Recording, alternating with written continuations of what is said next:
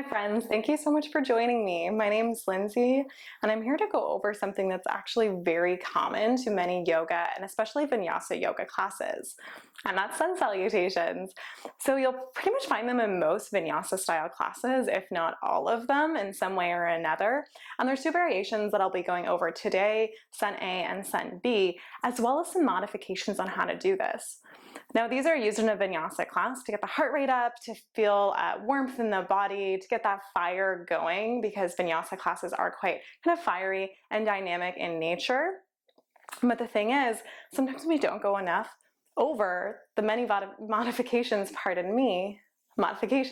that we can do, because they're kind of fiery in nature, because they involve push-ups and planks and moving quickly. They might not always be the most accessible option for you. So we'll take a little bit more time to go over them and kind of what to do if you're feeling a little bit overwhelmed with the practice. Okay, let's come towards the top of the mat. Take the feet hip distance apart. This is called our mountain pose. We want to ground through all four corners of the feet.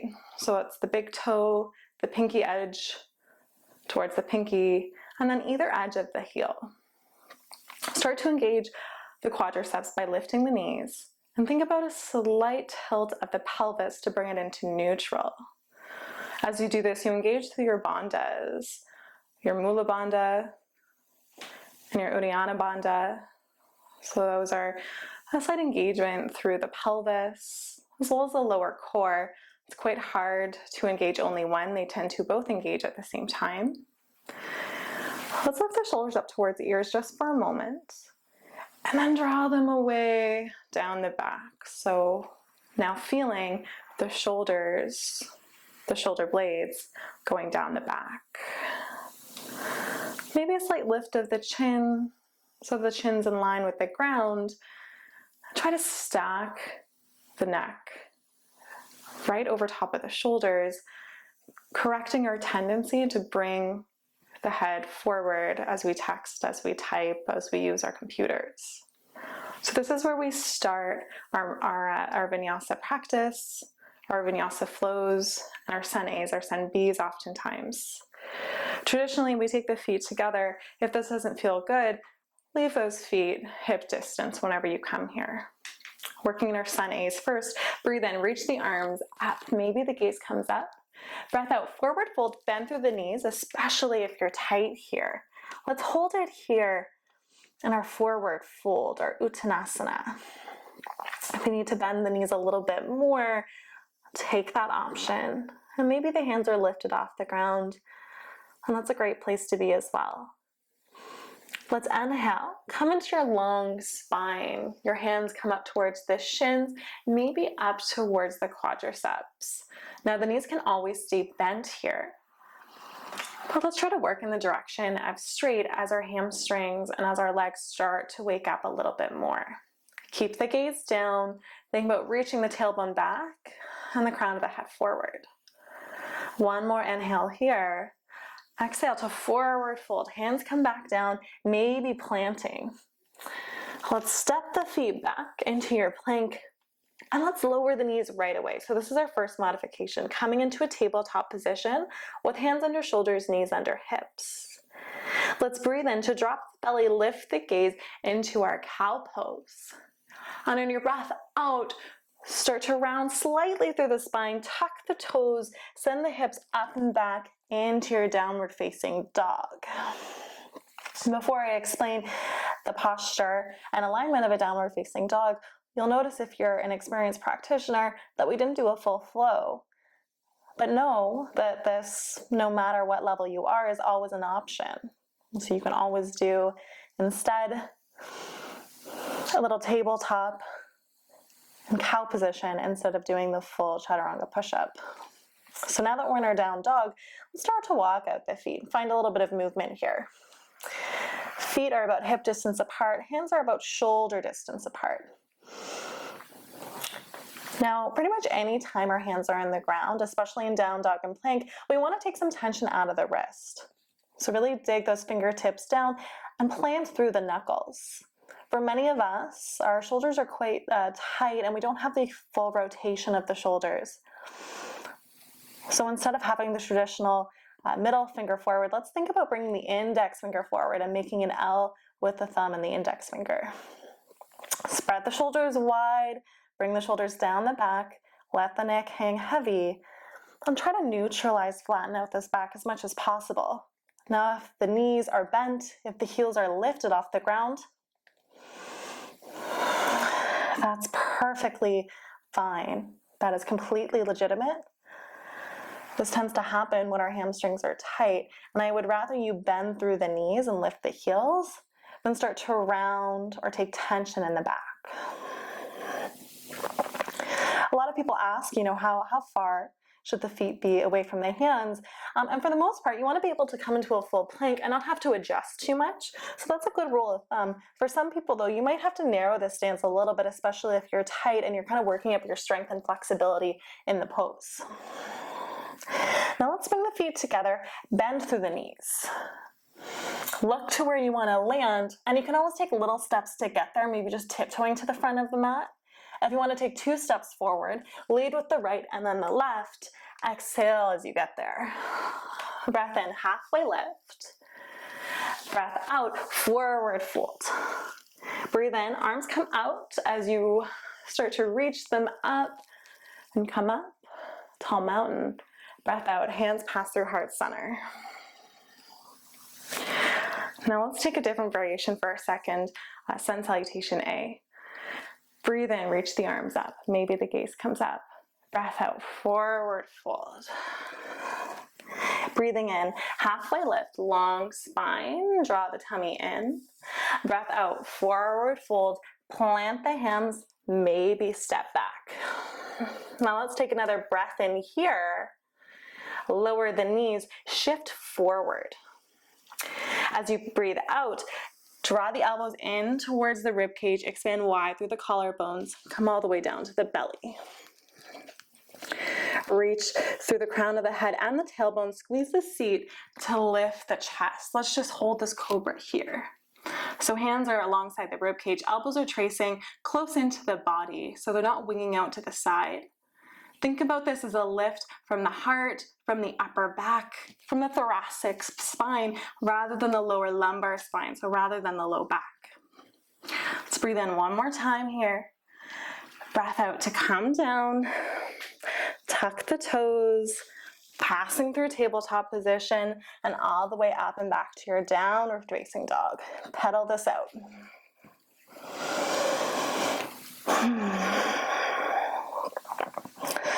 Let's take the feet together, lift the heels, bend the knees. Look to where you want to land, step forward, 1 foot at a time. Feet are hip distance as you come to the front of the mat. Let's breathe in, halfway lift. Breath out, forward fold. Breathe in as you come up to your tall mountain. Breath out, hands come through heart center. Always as an option, instead of taking the hands through heart center, you can just bring the hands away from the body, almost like a big kind of expression of I'm here. So whatever feels better for you, it's more of an expression. I don't think there's really a right or a wrong. Sometimes if you're in a tight yoga class, of course, you don't want to hit someone around you, or maybe you're in a tight space, so you don't want to hit your dresser or whatever furniture you have. So sometimes, even just for space surfaces, space purposes, not surfaces, I'll just bring my hands through heart center. Let's pick up the pace to our full Sun A, and then we'll move to our Sun B. Breathe in, tall mountain. Breath out, forward fold. Breath in, halfway lift. Exhale, plant the hands, step the feet back. Keep the knees lifted as you shift forward. Breath out, chaturanga, hold halfway. Point the toes, come into the tops of the feet, lift the knees, lift the quadriceps. Breathe into your upward facing dog. Breath out, send the hips up and back, downward facing dog. So maybe the heels are coming a little closer to the ground. Maybe the hamstrings are starting to open now. Maybe just a little bit more, maybe not, and that's cool too. So know that even if someone offers, myself included, a full chaturanga push-up, any modification is welcome to you at any point. Downward facing dog is meant to be a resting pose, but for anyone who's been in a downward facing dog for a small to a long amount of time, it is quite strengthening, right? It is quite a difficult pose in terms of flexibility and strength. So know that a good resting pose, a good alternative to this is your child's pose. Let's bring the feet together, lift the heels, bend the knees. Now you can step forward one more time. If you want to jump with me, think about your hands as brakes. Land at the top of the mat with bent knees as lightly as you can. Breathe into halfway lift. Breath out, forward fold. Breathe in, arms come out to come up, look up, and then maybe this time, hands come out to the side as you come back into your mountain pose. Now let's go into our Sun Bs. Our Sun Bs have a few more vinyasas to complete one round of them. So we'll take this first one relatively slow. The feet can stay hip distance apart, or the toes can come together with the toes come together with a separation of the heels. Let's breathe in, arms come down to come up, sink back into your fierce pose, your chair pose. Plant through the heels, maybe even lift the toes off the ground. Can you see the toes? Draw the tummy in, reach the arms up, maybe the hands come to heart center. Breath out, forward fold here, Uttanasana. Breath into your halfway lift. Exhale, plant the hands, step the feet back. Option for your vinyasa, chaturanga, upward dog or cobra, all the way back into your downward facing dog. Now traditionally right away you would step the right foot forward.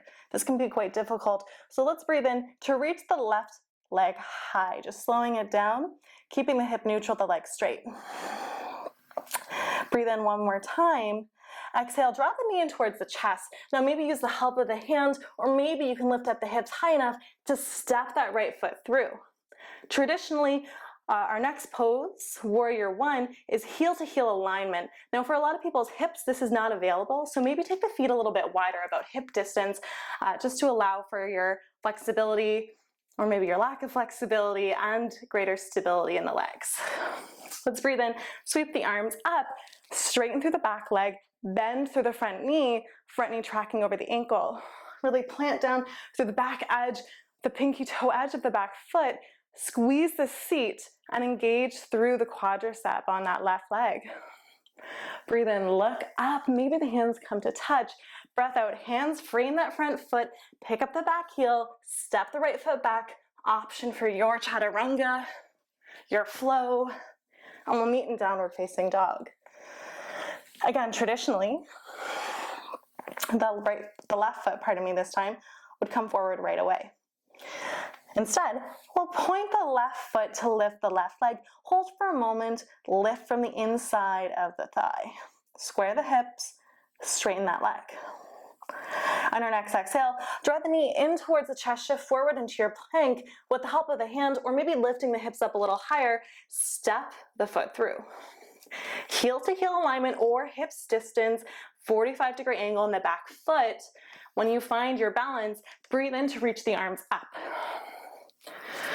So I have pretty much a full external rotation of my hips. I'm very flexible. It's just the shape of my femur bone into my hip socket. There's really not much you can do about the dynamics or the dimensions, I should say, of your bones.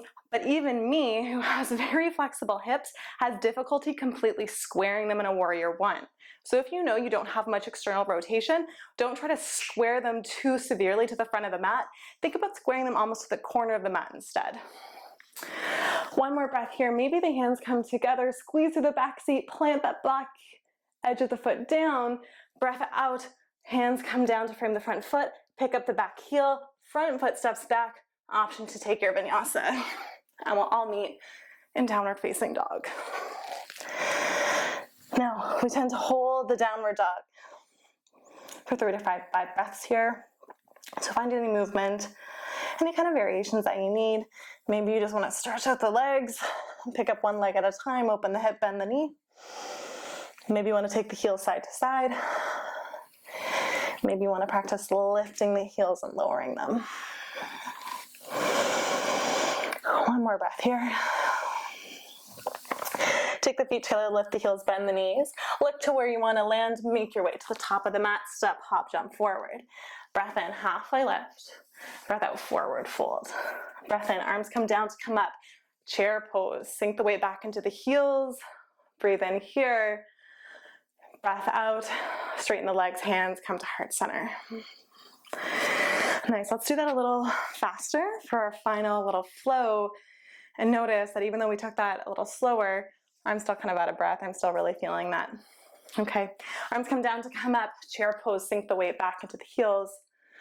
Breath out, forward fold, Uttanasana. Breathe in, halfway lift, Ardha Uttanasana. Breath out, plant the hands, step back, option to float back. If you're floating back, you land with bent arms, Chaturanga. Breath in, upward facing dog, cobra. Breath out, downward facing dog. This time, right leg comes forward right away. Plant the foot through the hands, plant the back heel down 45-degree angle. Breathe in to reach the arms up. Let's hold for one more breath here, just to slow down ever so slightly. As you exhale, bring the hands down to frame the front foot, step back, take your vinyasa. Meeting in downward facing dog.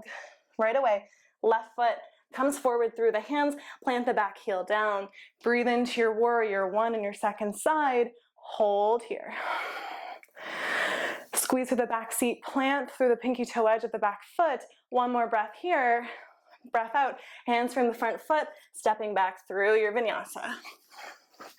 Meeting in our downward facing dog, and we'll hold it there. So notice how much when we pick up the pace, the heartbeat starts to increase. We get a little bit of almost a cardio activity going on. Of course, if that doesn't feel good, you're practicing at home, feel free to slow this down to what serves you. Can you get those heels a little closer to the ground? Can you lengthen up the legs just a little bit more? Now bringing the feet together, lift the heels, bend the knees. Step, jump, hop forward to the top of the mat. Breathing in, Ardha Uttanasana. Breath out, Uttanasana, forward fold. Final chair pose, arms sweep down to come up, Utkatasana, chair pose. Breathe in one more time here, maybe look up, maybe sink down a little lower in the knees. Breath out, lengthen the legs, hands come through heart center. Beautiful. So that completes our Sun A or Sun B tutorial. I hope I gave you some good advice of how to modify. As always, whenever you need a rest, just come down into child's pose, pause a video, pause your home practice, and come back to your practice when you're ready. Thank you so much for joining me, and we'll hopefully see you soon. Namaste.